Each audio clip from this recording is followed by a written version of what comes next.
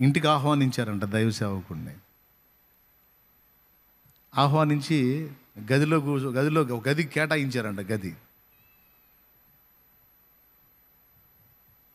ఆ గది కేటాయించి ఆయన పాపం నైట్ పండుకున్నాక తెల్లారి వచ్చి తడొకళ్ళు తలుపు తీసి చూస్తున్నారంట. ఎందుకు అట్లా చూస్తున్నారు అని అడిగాడంట. నువ్వు మంచం మీద పండుకున్నావు కదా, నీకేం కాలేదా అని అడిగారంట.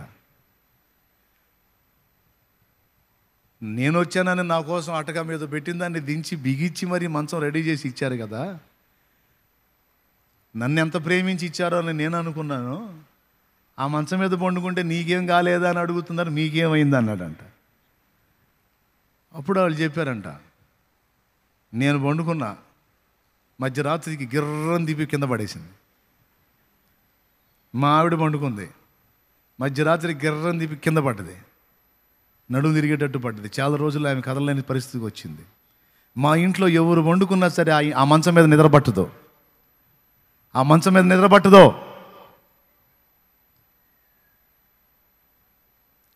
నీకేమన్నా అయిందేమో అని అన్నారట. అప్పుడు ఆయన అన్నాడు, అసలు ఈ మంచం ఎలా వచ్చింది నీకని అడిగి. ఆయన టింబర్ డిపోకి మొద్దులు చేరేస్తారు కదా, అలా చేరేసే దానిలో ఈయన ఒక అధికారి ఒక మంచి మొద్దును తెప్పించి దాన్ని కోపించి పట్టెలు చేపించి ఆ మంచం రెడీ చేయించుకున్నాడు ముసుగులో. ఎందులో? ముసుగులో. చేయించుకోవటం అయితే చేయించుకున్నాడు కదా, దాని మీద ప్రశాంతంగా పండుకొని నిద్రపోట్లా.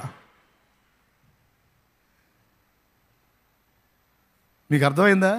ఇట్ట కూడా జరిగిద్దా అని కొంతమందికి ఉంటుంది. నీది కాదు అది,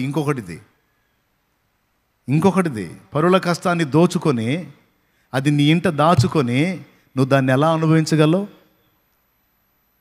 కూలివాడి కూలి ఎగ్గొట్టిన వాళ్ళు ఉంటారు, కొంతమంది కష్టపడ్డోడి డబ్బులు ఎగ్గొట్టిన వాళ్ళు ఉంటారు. నేను చెబుతున్నా, ఎంతమంది డబ్బులు నువ్వు ఎగ్గొట్టావో అవి మొత్తం ఆ కూలి నీ దగ్గర ఉండి మొర్ర పెడతా ఉంటుంది దేవుడికి. యాకోబు రాసిన పత్రిక 5లో ఉంది ఈ మాట. మీరు ఇవ్వక బిగబట్టిన కూలి నాకు మొర్ర పెడుతుంది అంటాడు. లెక్కేగా దేవుడి దగ్గర. ఓ దైవజనుడి దగ్గరికి ఎట్లానే ఒక మీలాంటి వాడు ఒకడు వచ్చాడంట. అయ్యగారు, మీరు చెప్పిన తర్వాత మారు మనసు పొందానండి, అసలు నా దగ్గర ఇతరులకు చెందిన ఏవి ఉంచుకోలేదండి, అయినా నాకేందో మార్పు రాలేదండి అన్నాడట. ఇంతకు ఏం మారు మనసు పొందామంటే, నా పొరుగువాడిది ఒక తాడు ఒకటి ఉందండి నా దగ్గర, పలుపు తాడు, దూడకు చెందింది, ఆ తాడు ఇచ్చేసానండి నేను,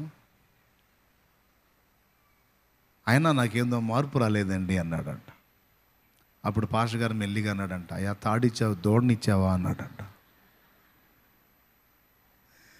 తాడిస్తాడరా దరిద్రుడా, దూడను కొడి, దూడనిది కాదుగా, తాడుతో సహా దూడను కొట్టుకొచ్చావు, చేర్చుదాన్ని కూడా.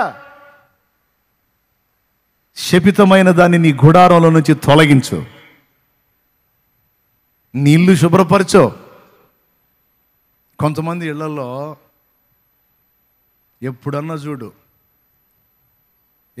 చూడు లేకి పాటలు, లేకి డ్యాన్సులు. కొంతమంది ఇళ్లలో లేకి పాటలు, లేకి డ్యాన్సులు.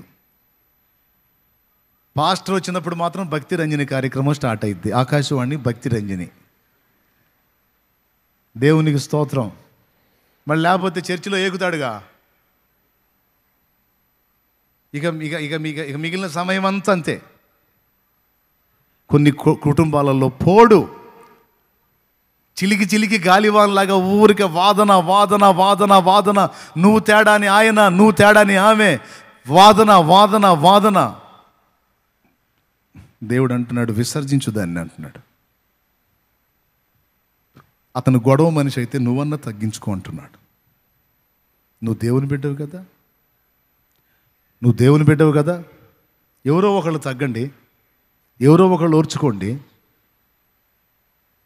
అనుమానాలతో కొన్ని కుటుంబాలు శాపాన్ని అనుభవిస్తుంటే, పోడుతో కొన్ని కుటుంబాలు శాపాన్ని అనుభవిస్తున్నాయి. అక్రమ సంబంధాలతో కొన్ని కుటుంబాలు శాపాన్ని అనుభవిస్తున్నాయి. ఏ కుటుంబాలు ఇవి?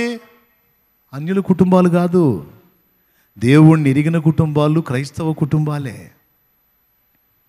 ఈరోజు దేవుడే నీతో మాట్లాడుతున్నాడని గుర్తెరుగు. దేవా, నన్ను దీవించని అడుగుతున్నావు, ఆశీర్వదించని అడుగుతున్నావు, నా కుటుంబానికి శాంతి సమాధానం దయచేయమని అడుగుతున్నావు. దేవుడు ఇవ్వాలనే దేవుడు సిద్ధంగా ఉన్నాడు.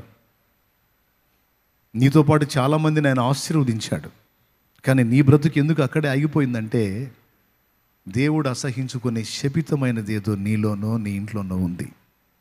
అది నీ ఒంట్లో ఉంది, నీ ఇంట్లో ఉంది. దాన్ని నువ్వు నిర్మూలన చేయాలి.